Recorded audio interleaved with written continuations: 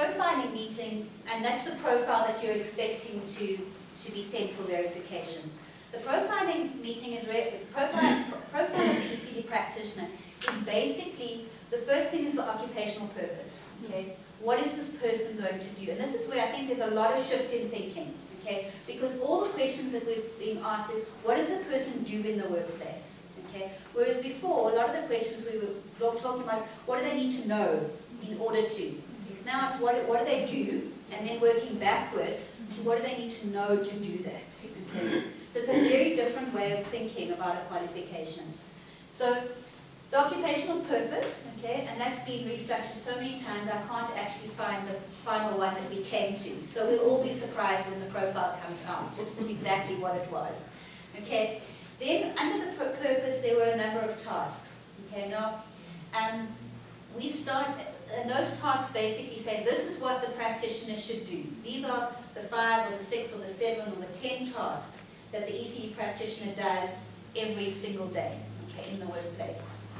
And then, when they do those tasks, what product do they produce, or what service do they offer? Okay, very occupational terms. Okay, so the product, is it a perfect child, or the service, or what kind of quality ECD service do they offer? So all these tasks talk to products and services. Okay. Then from that, those products and services, it says, when you have that, get that product and service, okay, what are the responsibilities that that ECD practitioner has in order to make sure that that service or that product is delivered? Okay. And then, in which occupational context does this happen? Okay. And that's where the occupational context for us as an ECD sector is very important when we're talking centre and non-centre based. Okay. Because it needs to be kept much more open than closed. They're not going to work in, when they were talking about the plumbing qualification, for example. They will work in a bathroom or underground or whatever. It's not as specific because our context varies so much.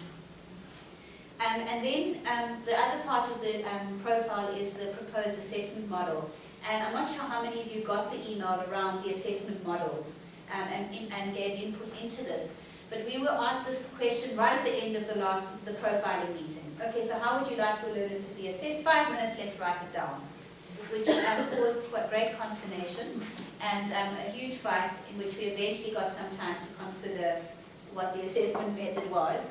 And basically what came out of the feedback that went back to the QCTO and ETPCTA is that it would consist of a written assessment, an evaluation of practical tasks, okay, and those can be documented in the form of a portfolio, okay, and then an evaluation of the on-the-job performance, okay.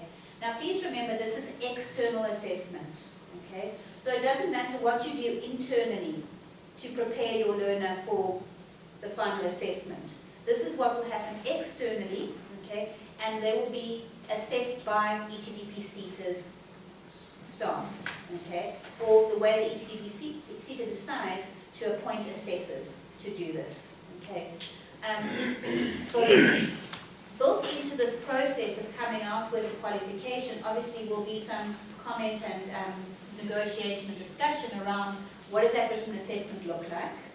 Okay, you know, do we want a multiple choice question paper that no one really understands? Okay, or do we want, and also in terms of who's going to evaluate the on-the-job performance and what is going to be required, and what kind of workplace is going to be required to do that assessment at. So there are a whole lot of questions that need to be answered as we do this.